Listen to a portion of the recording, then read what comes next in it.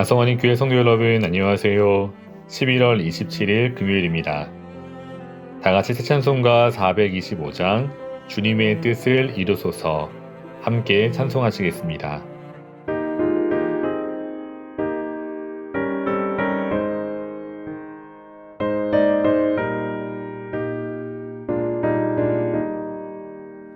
주님의 뜻을 이루소서 고요한 중에 기다리니 지능과 같은 날 빚으소 주님의 영성 만드소서 주님의 뜻을 이루소서 주님 발 앞에 엎드리니 나의 맘속을 살피시사 눈보다 이게 하옵소서.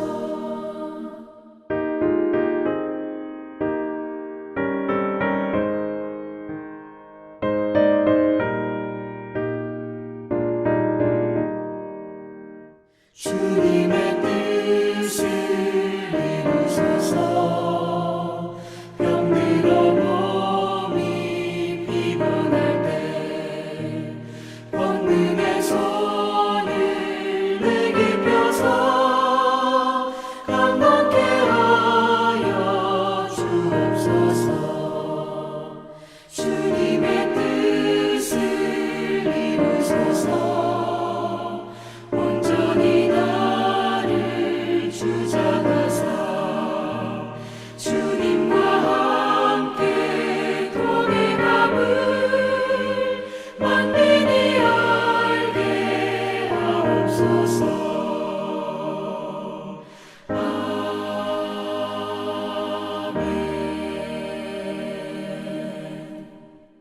아멘. 오늘 함께 나눌 말씀은 다니엘 5장 17절에서 23절입니다. 제가 읽겠습니다. 다니엘이 왕에게 대답하여 이르되 왕의 예물은 왕이 친히 가지시며 왕의 상급은 다른 사람에게 주옵소서. 그럴지라도 내가 왕을 위하여 이 글을 읽으며 그 해석을 아뢰리이다. 왕이여, 지극히 높으신 하나님이 왕에 붙인 느부갓네살에게 나라와 큰 권세와 영광과 위엄을 주셨고 그에게 큰 권세를 주셨으므로 백성들과 나라들과 언어가 다른 모든 사람들이 그의 앞에서 떨며 두려워하였으며 그는 임의로 죽이며 임의로 살리며 임의로 높이며 임의로 낮추었더니 그가 마음이 높아지며 뜻이 완악하여 교만을 행함으로 그의 왕위가 패한 바 되며 그의 영광을 빼앗기고 사람 중에서 쫓겨나서 그의 마음이 들짐승의 마음과 같았고 또 들나귀와 함께 살며 또 소처럼 풀을 먹으며 그의 몸이 하늘 이슬에 젖었으며 지극히 높으신 하나님이 사람 나라를 다스리시며 자기의 뜻대로 누구든지 그 자리에 세우시는 줄을 알기에 이르렀나이다. 벨사살이여, 왕은 그의 아들이 되어서 이것을 다 알고도 아직도 마음을 낮추지 아니하고 도리어 자신을 하늘의 주제보다 높이며 그의 성전 그릇을 왕 앞으로 가져다가 왕과 귀족들과 왕후들과 후궁들이 다 그것으로 술을 마시고 왕이 또 보지도 듣지도 알지도 못하는 금, 은, 구리, 쇠와 나무, 돌로 만든 신상들을 찬양하고 도리어 왕의 호흡을 주장하시고 왕의 모든 길을 작정하시는 하나님께는 영광을 돌리지 아니한지라. 아멘. 성도 여러분, 오늘 본문에는 세 사람이 나옵니다. 다니엘서 5장의 중심을 차지하고 있는 벨사살 왕과 벨사살 왕의 아버지 느부갓네살, 그리고 벨사살에게 아버지 느부갓네살의 이야기를 들려주며 책망하고 있는 다니엘입니다. 벨사살, 느부갓네살, 그리고 다니엘, 이 세 사람은 너무나도 다릅니다. 그리고 더 나아가 이 사람들은 오늘날 세상을 살아가는 세 종류의 사람을 우리에게 보여주고 있습니다. 그러므로 오늘 이 아침에는 세 사람을 간단히 살펴보며 우리에게 주시는 하나님의 말씀을 나누기 원합니다. 첫째, 느부갓네살 왕입니다. 느부갓네살 왕은 5장에서 직접 등장하지는 않고 다니엘의 입술을 통해 나타나고 있습니다. 다니엘의 말처럼 느부갓네살 왕은 큰 권세를 가진 자였습니다. 하나님께서는 그에게 나라뿐만이 아니라 큰 권세와 영광과 위엄을 주셨다고 다니엘은 말합니다. 그 결과 19절을 읽어보시면 그에게 큰 권세를 주셨으므로 백성들과 나라들과 언어가 다른 모든 사람들이 그의 앞에서 떨며 두려워하였으며 그는 임의로 죽이며 임의로 살리며 임의로 높이며 임의로 낮추었더니 아멘. 모든 민족과 나라와 각기 다른 언어를 말하는 사람들이 느부갓네살 왕 앞에서 떨었고 두려워했습니다. 느부갓네살 왕은 자신의 뜻대로 죽이고 싶은 사람은 죽이기도 하고 살리고 싶은 사람은 살리기도 하고 높이고 싶은 사람은 높이기도 하며 또 반대로 낮추기도 했습니다. 무소불위의 힘을 가진 사람이었습니다. 그러므로 자연스레 마음이 높아지고 교만했습니다. 하지만 성도 여러분, 그 권력도 누가 주신 것인가요? 그렇습니다. 하나님께서 주셨습니다. 그럼에도 불구하고 느부갓네살 왕은 이 사실을 모른 채 교만했습니다. 그래서 하나님께서는 그 왕위를 뺏으셨습니다. 그때 비로소 느부갓네살 왕은 하나님을 바라봅니다. 하나님을 하나님으로 인정하게 됩니다. 다시 말해 고통 속에서 비로소 하나님을 만납니다.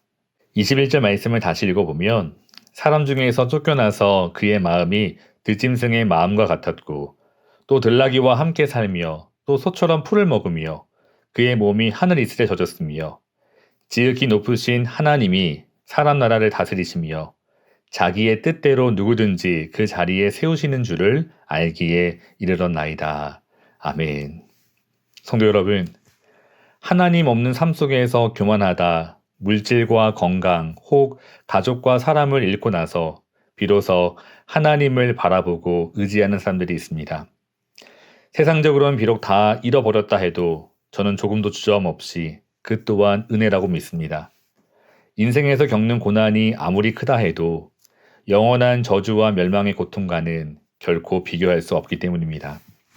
느부갓네살 왕의 삶을 보며 은혜라고 말할 수밖에 없는 이유는 또 다른 종류의 사람, 벨사살 왕과 같은 사람들 때문입니다. 벨사살 왕은 교우들께서 아시는 바와 같이 느부갓네살 왕의 아들입니다.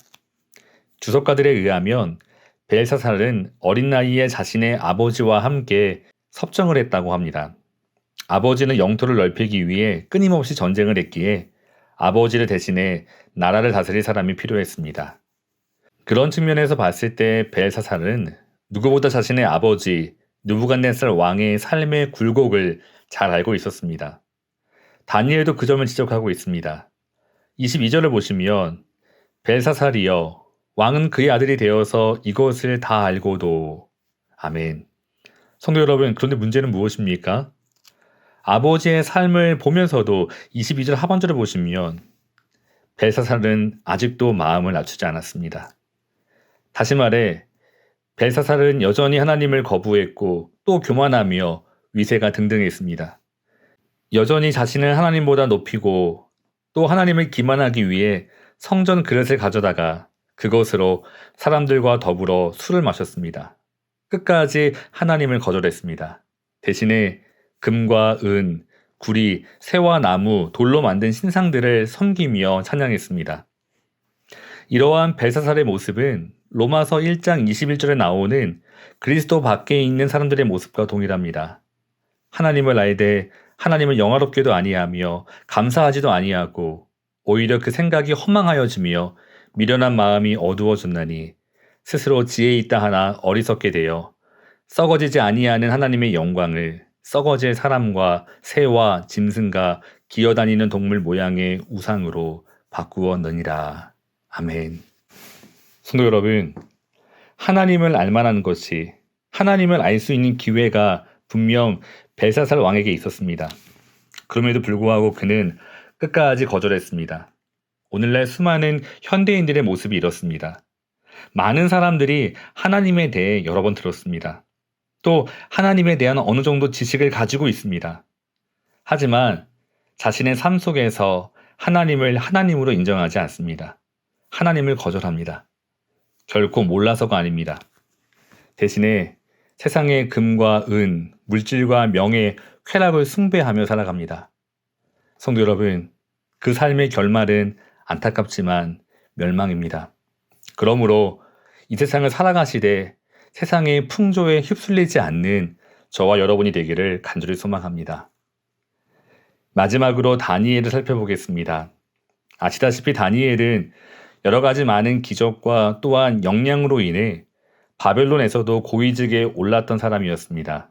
그런데 13절 말씀을 보시면 그가 왕의 부름을 받고 나왔을 때 벨사살 왕은 네가 나의 부왕이 유다에서 사로잡아 온 유다 자손 중에 그 다니엘이냐고 묻습니다. 벨사살 왕이 다니엘을 잘 모르는 것 같습니다. 이를 통해 봤을 때 다니엘은 이미 고위 관직에서 물러났거나 배제되어 있던 상태 같습니다.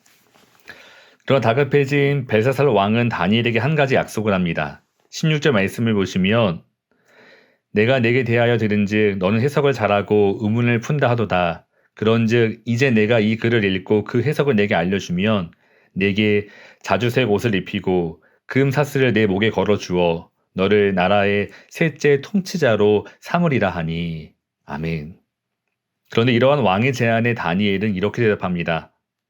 17절 다니엘이 왕에게 대답하여 이르되 왕의 예물은 왕이 친히 가지시며 왕의 상급은 다른 사람에게 주옵소서. 아멘.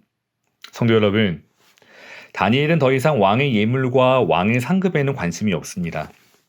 오직 다니엘은 벨사살 왕을 향한 하나님의 뜻을 전할 뿐입니다. 이러한 다니엘의 모습을 보며 우리는 많은 도전을 받습니다.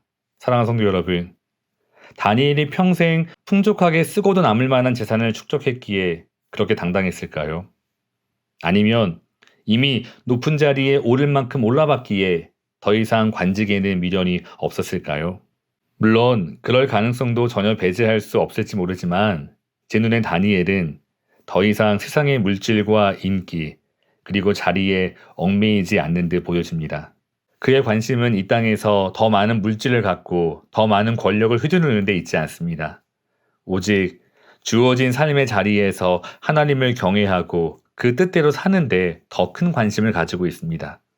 그러므로 절대 권력을 가진 왕 앞에서도 조금도 위축되지 않고 하나님의 말씀을 전합니다. 그 다니엘의 모습을 바라보며 오늘 우리의 모습이 그와 같이 될 수 있기를 소망합니다. 급변하는 세상 속에서도 결코 흔들리지 말고 오늘 우리에게 주신 말씀을 따라 주의 뜻을 따라 살아갈 수 있기를 소망합니다. 세상의 물질, 인기, 권력 앞에 고개를 숙이거나 엎드리지 말고 우리의 영원한 왕 되시는 주님만을 섬기며 그 뜻대로 진실하게 살아가기를 소원합니다. 다 같이 기도하겠습니다. 사랑의 하나님, 오늘 우리가 주님의 은혜로 주를 알게 되었습니다. 감사합니다. 이제는 그 주님만 온전히 섬기며 살아갈 수 있도록 인도해 주시옵소서. 세상의 어리석은 자들과 함께 멸망하지 않도록 오늘도 우리의 삶 속에서 우상을 버리고 오직 주만 섬기며 살아갈 수 있도록 인도해 주시옵소서. 예수님의 이름으로 간절히 기도합니다. 아멘. 사랑하는 성도 여러분, 오늘도 주어진 삶의 자리에서 오직 주님만 바라보시며 주 뜻대로 사시기를 주님의 이름으로 축복합니다. 감사합니다.